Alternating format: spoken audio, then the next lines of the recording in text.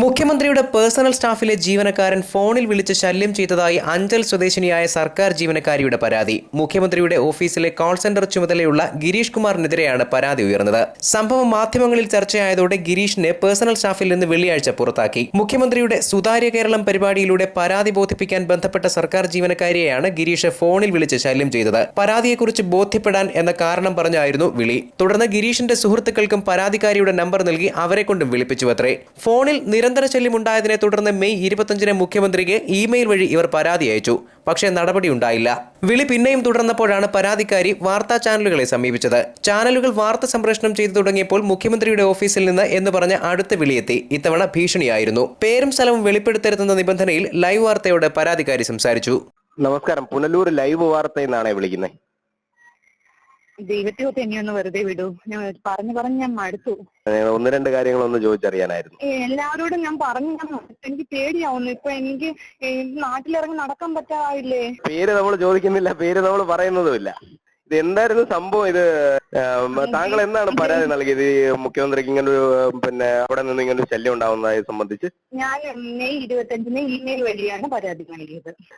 താങ്കളുടെ ഈ നമ്പർ മുഖ്യമന്ത്രിയുടെ ഓഫീസിൽ ഇത് ലഭ്യമാകാനുണ്ടായ ഒരു സാഹചര്യം എന്തായിരുന്നു?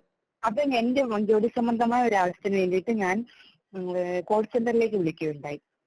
അവിടെയാണ് അയാൾക്ക് നമ്പർ കിട്ടി. അവിടെ നിന്നും നമ്പർ എടുത്തിട്ട് തിരിച്ചു വിളിക്കുകയാണ് ചെയ്തത്. തുടർന്ന് ഇവര് ഇങ്ങനെ ഒരു ശല്യമായി തീർന്നപ്പോ താങ്കൾ എന്നാണ് മുഖ്യമന്ത്രിക്ക് പരാതി നൽകിയത്? അതാണ് മെയ് 25-നാണ് പരാതി നൽകി. ഇമെയിൽ വഴി പരാതി നൽകി.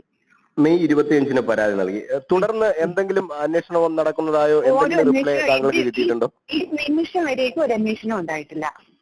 അതുമല്ല, എനിക്ക് ഇത് ഞാൻ റിപ്പോർട്ട് ചാനലിനെ വിളിച്ചു ലൈവായിട്ട് ഞാൻ സംസാരിച്ചിരുന്നപ്പോൾ CM-ന്റെ ഓഫീസിൽ നിന്നാണെന്ന് പറഞ്ഞ് ആരും എന്നെ വിളിച്ചിട്ട് അവരെന്നെ എന്റെ ഭീഷണിപ്പെടുത്തിയതാണെന്ന് എനിക്ക് തോന്നുന്നു. എന്തായാലും എനിക്ക് മനസ്സിലാക്കാൻ സാധിച്ചില്ല, എനിക്ക് ക്ലിയർ ആവാൻ സാധിച്ചില്ല. അപ്പൊ ഞാൻ പിന്നെ എന്താണ് പറഞ്ഞതെന്ന് അറിയാൻ വേണ്ടി CM-ന്റെ ഓഫീസാണെന്ന് പറഞ്ഞതുകൊണ്ടാണ് ഞാൻ അതിലേക്ക് തിരിച്ചു. വേറെ നമ്പറാണെന്ന് ഞാൻ വിളിക്കില്ലായിരുന്നു. CM-ന്റെ ഓഫീസിൽ നിന്ന് പറഞ്ഞുകൊണ്ട് തിരിച്ചു വിളിച്ചു.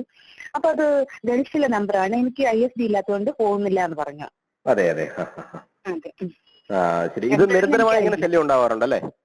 നിരന്തരം എന്ന് നമുക്ക് പറയാൻ പറ്റില്ല. അത് ഏത് നമ്പറിൽ നമുക്ക് വിളിക്കുന്നു എന്ന് പറയാൻ പറ്റില്ല. അതുകൊണ്ട് തന്നെ എപ്പോഴാണെന്നും പറയാൻ പറ്റില്ല.